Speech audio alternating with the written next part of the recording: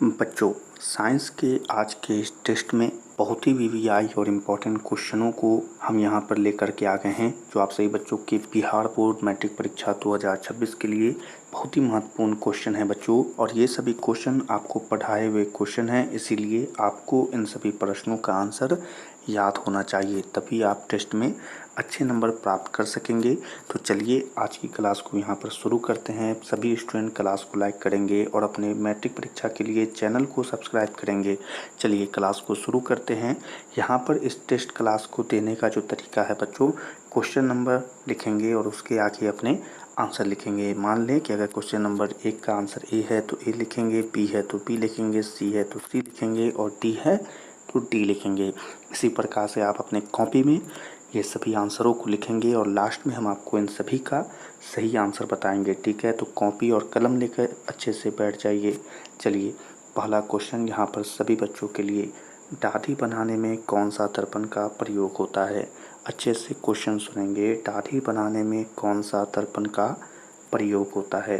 समतल, उत्तल, अवतल, इनमें से कोई नहीं। ठीक है, तो यहाँ पर ए, बी, सी और डी में से जो आपका आंसर है उसे अपने कॉपी में जल्दी से लिख लीजिए। चलिए अगले क्वेश्चन को यहाँ पर देखते हैं। अगला प्रश्न सभी बच्चों के लिए यहाँ पर आया है, किसी गोलीय दर्पण तथा किसी पतले गोलीय लेंस दोनों की फोकस दूरियाँ 15 सेंटीमीटर है, तो दर्पण तथा लेंस संभवतः क्या होगा? यहाँ पर यह -15 सेंटीमीटर है। क्वेश्चन फिर से पढ़ेंगे।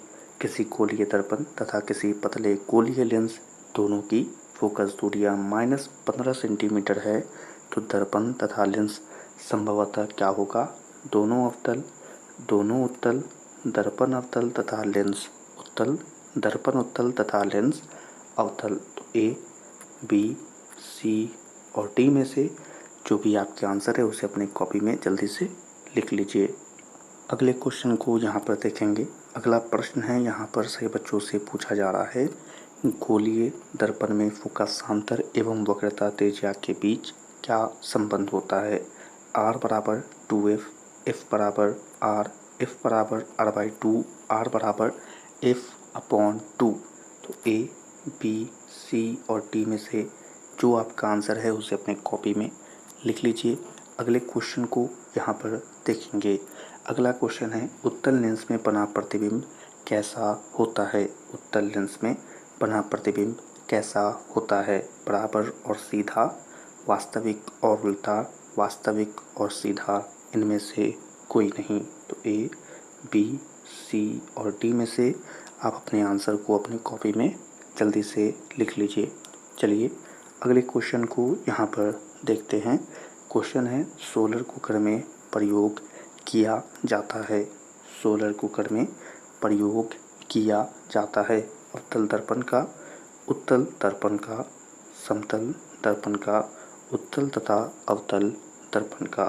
तो ए, बी, सी और डी में से अपने आंसर को जल्दी से लिख लीजिए। अगले क्वेश्चन की तरफ बढ़ेंगे। अगला क्वेश्चन सभी बच्चों के लिए, निर्गत किरण एवं अभिलंब के बीच बने कोण को क्या कहते हैं? आपतन कोण, परावर्तन कोण, निर्गत कोण, इनमें से कोई नहीं। ए, बी, सी और डी में से अपने आंसर को आप जल्दी से लिख लीजिए। अगले क्वेश्चन को यहाँ पर देखेंगे। अगला क्वेश्चन है सभी बच्चों के लिए, किस लेंस के द्वारा सिर्फ काल्पनिक प्रतिबिंब बनता है? किस लेंस के द्वारा सिर्फ काल्पनिक प्रतिबिंब बनता है? उत्तल, अवतल, बाइफोकल, इनमें से कोई नहीं। तो ए, बी, सी और डी में से अपने आंसर को जल्दी से लिख लीजिए। अगले क्वेश्चन को यहाँ पर देखेंगे। प्रश्न है, काल्पनिक प्रतिबिंब होता है सीधा, उल्टा, ए और बी दोनों, इनमें से कोई नहीं। तो काल्पनिक प्रतिबिंब कैसा होता है? ए, बी, सी और डी में से अपने आंसर को जल्दी से लिख लीजिए। चलिए अगले क्वेश्चन को यहाँ पर देखेंगे। अगला क्वेश्चन है, सर्च लाइट का परावर्तक सतह कैसा होता है? क्वेश्चन है, सर्च लाइट का परावर्तक सतह कैसा होता है? उत्तल, अवतल, समतल, इनमें से कोई नहीं। तो ए, बी, सी और डी में से अपने आंसर को जल्दी से लिख लीजिए। अगले क्वेश्चन को यहाँ पर देखेंगे और आज की क्लास का ये लास्ट क्वेश्चन होगा। एक उत्तल लेंस की क्षमता 1 डायोप्टर है तो उस लेंस की फोकस दूरी क्या होगी। क्वेश्चन सुनेंगे। एक उत्तल लेंस की क्षमता 1 डायोप्टर है तो उस लेंस की फोकस दूरी क्या होगी। +10 सेंटीमीटर, -10 सेंटीमीटर, +100 सेंटीमीटर, -100 सेंटीमीटर। तो ए, बी, सी और डी में से अपने आंसर को जल्दी से अपने कॉपी में लिख लीजिए और इसी क्वेश्चन के साथ आज के यह टेस्ट को भी यहीं पर समाप्त करते हैं। आप सभी स्टूडेंट अपने आंसरों को जल्दी से देख लें और हम आपको आपके सभी प्रश्नों के सही उत्तर हम यहाँ पर बताने वाले हैं। ओके बच्चों, तो अब हम आपको सभी प्रश्नों के जो सही आंसर थे वो हम आपको बता देते हैं और आप सभी स्टूडेंट अपने कॉपी से अपने आंसरों को अच्छे से मिला लीजिएगा। चलिए, पहला नंबर क्वेश्चन जो हमने आपसे बच्चों से पूछा था, यहाँ पर हम पहला नंबर क्वेश्चन लिखेंगे। तो इस क्वेश्चन का जो सही आंसर था बच्चों वो क्या हो जाएगा, वो हो जाएगा सी। ठीक है।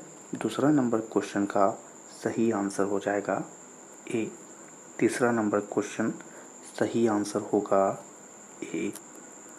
चौथे नंबर क्वेश्चन का सही आंसर होगा बी और पांचवें नंबर क्वेश्चन का सही आंसर है ए। छठे नंबर क्वेश्चन का सही आंसर होगा बच्चों सी। सातवें नंबर क्वेश्चन का सही आंसर है बी। आठवें नंबर क्वेश्चन का सही आंसर है ए। नौवें नंबर क्वेश्चन का सही आंसर जो होगा वो होगा बी और 10वें नंबर क्वेश्चन का सही आंसर जो था वो था बी। ठीक है। तो आप सभी स्टूडेंट इन सभी बताए गए आंसरों से अपने आंसरों को जल्दी से मिला लें और कमेंट में ज़रूर बताएंगे कि आपको 10 प्रश्नों में से कितने प्रश्न सही हुए और इस प्रकार से आपको पता चलेगा कि आपको और अच्छे से तैयारी करेंगे तो आपको बहुत अच्छे नंबर आपको परीक्षा में प्राप्त होंगे। इसीलिए सभी छात्र अच्छे से पढ़ाई करते रहिए। आज की यह टेस्ट पसंद आई हो, अच्छी लगी हो तो इसे लाइक करेंगे और अपने बिहार बोर्ड मैट्रिक परीक्षा के लिए चैनल को जल्दी से सब्सक्राइब करेंगे। इस टेस्ट क्लास को अपने दोस्तों के साथ भी जल्दी से शेयर कर दें। ठीक है। सभी छात्रों से मिलेंगे अगली क्लास में। तब तक के लिए आप सभी छात्रों को जय हिंद।